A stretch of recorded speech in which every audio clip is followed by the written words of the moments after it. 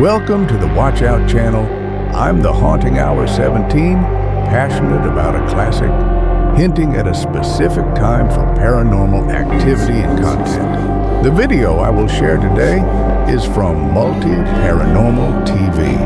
This video may be true or just fiction, so you are the judge of whether it is true or not. You decide what you watch.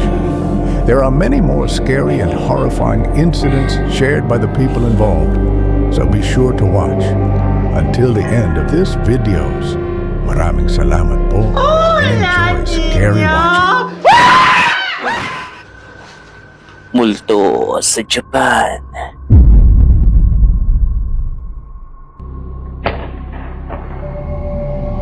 Mga nakapangihilapon na medyong nakunan ng kamera. Oh, frick!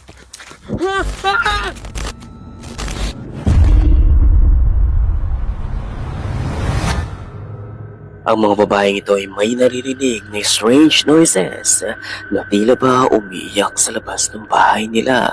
Sinilip nila ito upang tingnan. Dahil sa wala nga silang makita ay nagpasya na nga silang lumabas at kunin ang phone upang mag-record. And out of nowhere ay biglang ito ang makukunan nila.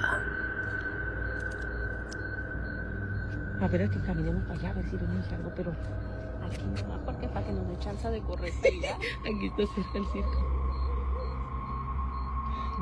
Me late el corazón. Y nosotros cuando vimos a la mujer esa, haré cuenta que se metió para allá, mira, graba, para allá, para aquellas ramas, para aquel montorrón, ¿cómo se llama? ¿Y salió de acá o venía de dónde? Salió de ahí del monte. Ay, mira, mira. Ay, no mames. Ay, no. A ver, enfoca. Es que se borra. Mira, lo acerco y se borra, mira. ¿Qué es? Uy, uy. No mames. Ay, no. Ay, no chingues. Mira, mira, mira, mira. Mira, mira, mira, mira. Mira. No mames. No chingues. Mira. Se perdió. Es que está oscuro. A ver. Mira, mira, se mira. Entre los. Pero se pierde. Entre los árboles, mira. Mira, mira. Ay, no. Mula sa di kalayuan sa napakadilim na paligid ay isang puting imahe ang nakita nila. Noong una ay naka-steady lamang ito hanggang sa bigla na nga itong gumalaw at tuluyang naglaho. Hindi makapaniwala ang mga babae habang kinukunan ito ng video at ayon sa mga viewers na nakapanood nito ay maaaring ito ang multo ni Lalo Rona, isang vengeful spirit na gumagala sa mga lawa upang hanapin ang nalunod nitong mga anak. May mga nagsasabi namang maaaring edited lamang ito. Ang iba ay nagsasabi ring maaaring ito ay tao lamang din na tinatakot sila.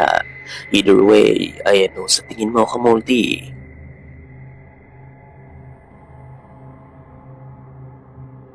Maaari nga kaya talagang hoax lamang ito or real paranormal footage? Well, you decide.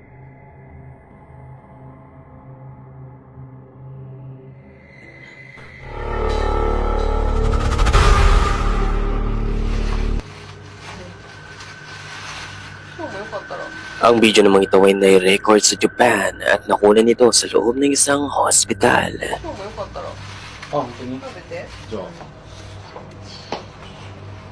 Nang pinapapasok na nga nila ang kaibigan nila, ay biglang may makukunan itong kakaiba.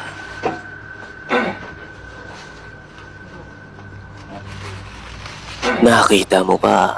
We'll watch closely dahil i-replay natin ang footage.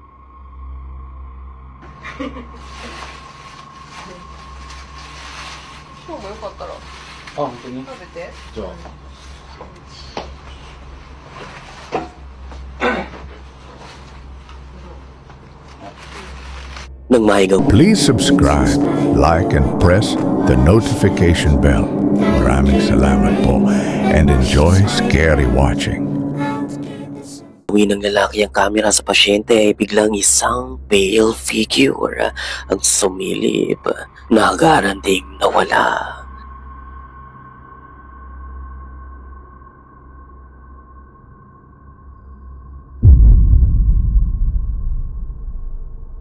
Disfigure na mukha nito na tila ba isang babae. So ano sa palagay mo ang imaheng ito, Kamulti? Well, gaya ng magkakaibigang ito ay ganito rin na nangyari at nakunan ng mga magkakaibigang ito sa isang park naman.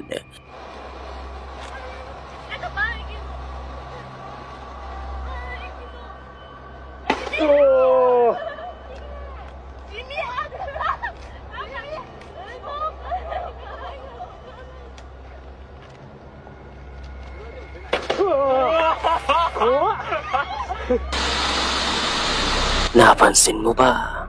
Let's slow-mo the footage.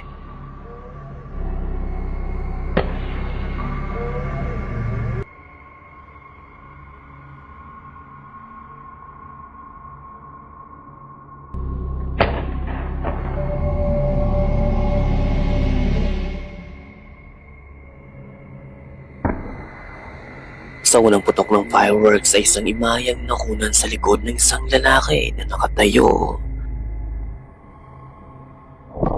And then, isang disfigured face naman ang malapit na sa camera.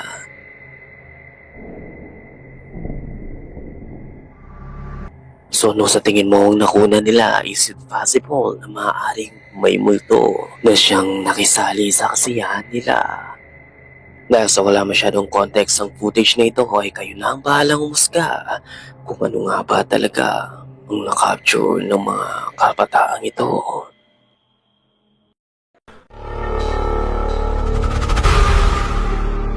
Ang babae ito ay nagpasyang bumisita sa bahay ng lola ng anak nito nang out of nowhere ay may makukunan ng Ring doorbell camera.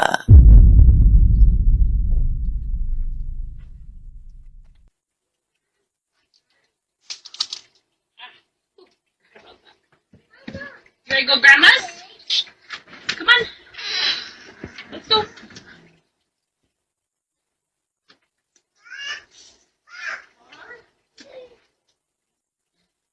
I love what you. She's got cups. Okay. Yeah. Dada! I'm just hanging me. Jacket for her. Say hanging me. What? Oh, wait. What? No, okay. Oop, come on, Clarence. I think my mom's got one. Okay. What, Daddy? That's what I was just about to ask. What did you say, Clarence? What did you say, bud? Did you say bye too? I said bye. I said bye, Daddy. Oh, okay. Dad, you're out. Narinig mo ba?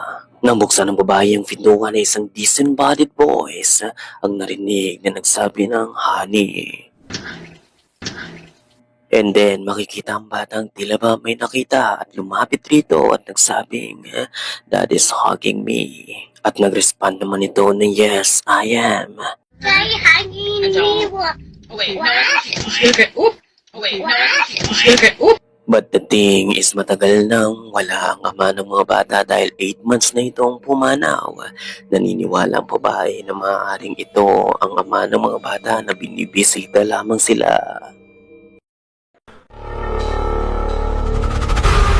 I just wanted to show you guys my cool base. Ang bata namang ito ay pumunta sa base sa kabundukan na ginawa nila ng pinsan nito. And out of nowhere ay may makukulan siyang sobrang terrifying. I just wanted to show you guys my cool base that I made a while ago with my cousin. It's really nice. See, we got the entrance all fenced off. Got this thing, I don't know what it is. Oh. Well, that stinks. But yeah, we got some chairs. What was that?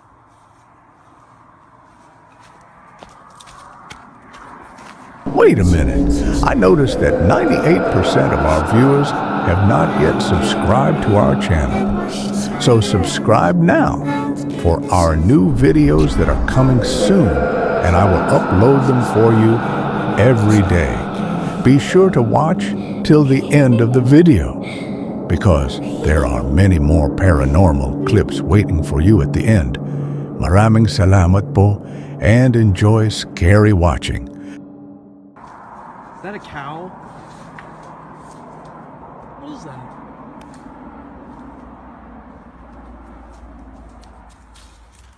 Oh, frick! Isang humanoid creature ang mabilis na pupunta sa kanya na inakala niya ang isa lamang baka. Is that a cow? Pero habang papalapit ito ay napagtanto niya hindi ito isang baka lamang dahil isa itong monster. Oh, frick! He ran fast as he could and never looked back. May mga nagsasabing maaaring isa itong cryptic creature na nananahanan sa kakauyan at tinatawag nilang Rake. Kung pagmamastan ngang maigi ay meron itong payat na pangangatawan, mahabang mga binti at mahabang braso at may maputlang balat na mabilis na gumagapang. Although this footage is very old, it is one of the most undeniable, mysterious footage circulating in the internet, and until now, it remains a mystery. But I'll ask you, na-uncover mo na ba ang real footage nito? Kung totoo ba ito o sadyang gawa-gawa lamang? Happy to hear that on the comment section, Kamulti.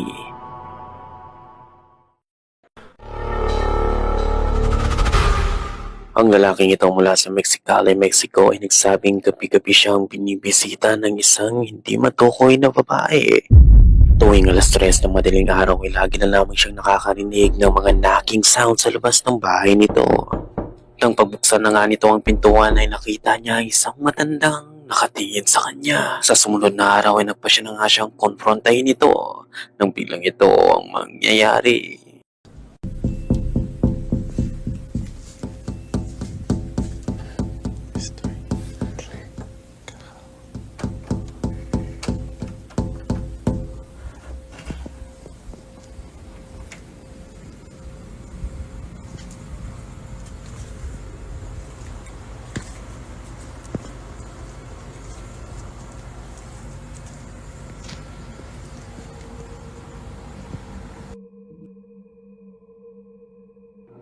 Nang buksan na nga niya ang pintuan ay wala na nga siyang nakitang tao o sino man sa labas.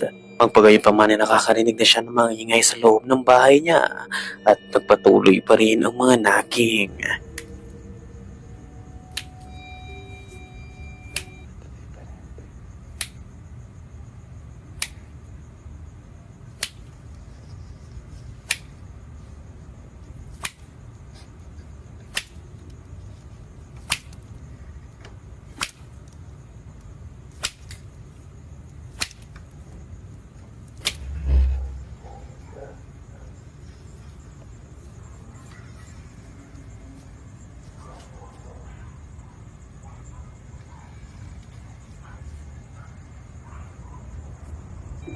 Nang muli itong makarinig ng mga ingay ay binuksan nito ang pintuan at nakita nito ang isang bagay sa harap ng pintuan nito. Isa ring pusang taimtim na nakatitig sa kanya around 4 a.m. gaya ng matandang nakatitig sa kanya. Naniniwala ang lalaki na maaaring isa itong mangkukulam na gustong pumasok sa loob ng bahay niya.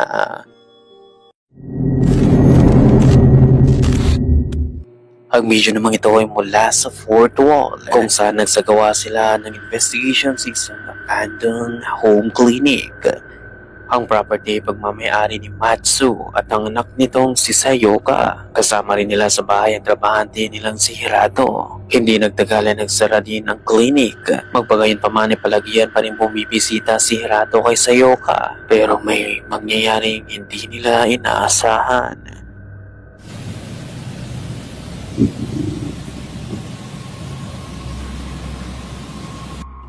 Isang gabi nadulas si Sayoka sa mismong hagdanan na ito. Natuluyan niyang ikinamatay dahil na nga sa tuluyang pagsara ng klinik at pagkamatay ni Sayoka ay nagpakamatay rin si Hirato sa mismong silid nito.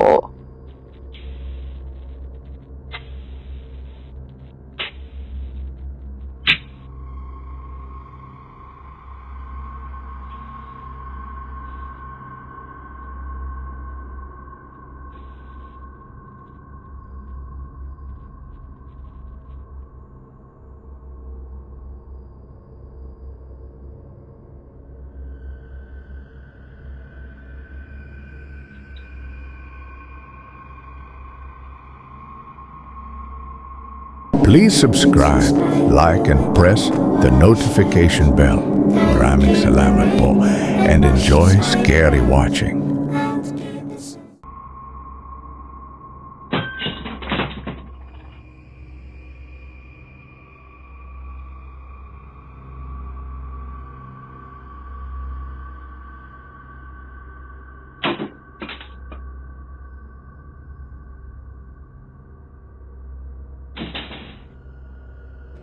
Madaling araw nang magising si Maruko dahil ang inaakala nito ay pumunta si Matsu na siyang may-ari ng bahay. Pero nang lumabas siya ay wala naman si Matsu sa paligid.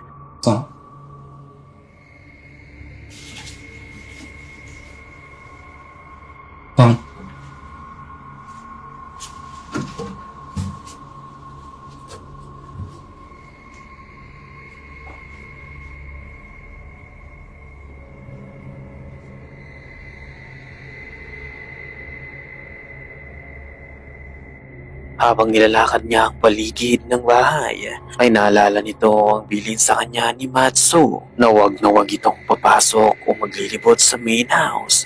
Pero nagpatuloy pa rin siya at dito ay may matutuklasan siya.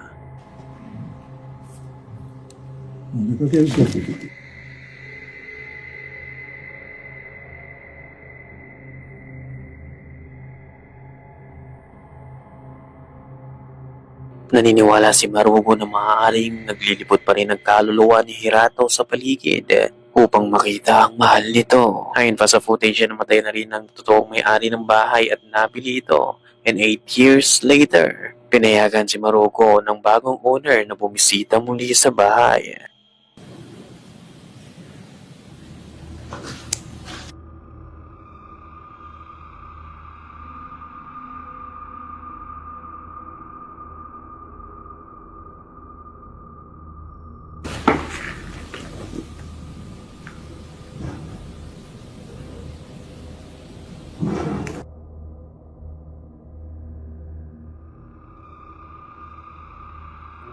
Nailagay sa maayos ang picture ni Hirato at Sayoko at sa gabing pananatili niya rito ay may maririnig na naman siyang kakaiba.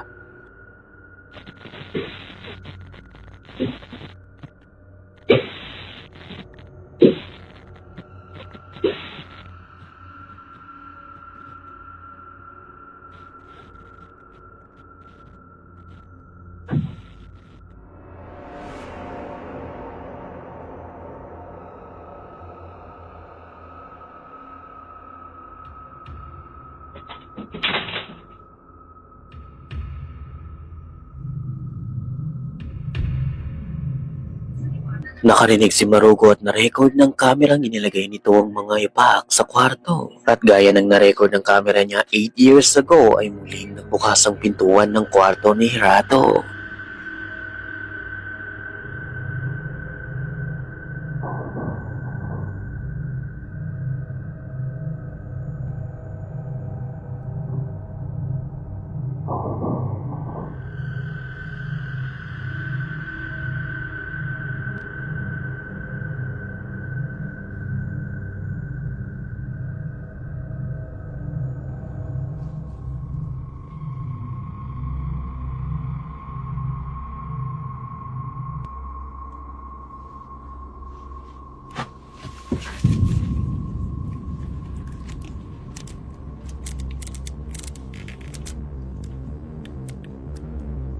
So ano sa tingin mong nangyayari sa loob ng old home clinic nito, kamulti? Maaari nga kayang multo talaga ito ni Hirato na nagpapagala-gala sa loob ng bahay upang marionite sa pinakamamahal nito.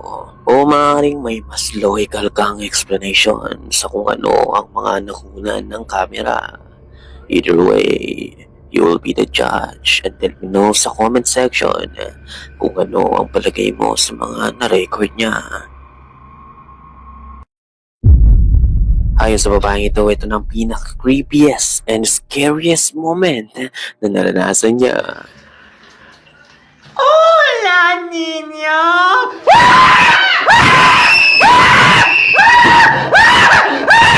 Sorry mga kamulti, the funniest pala. See you again sa mga susunod na video.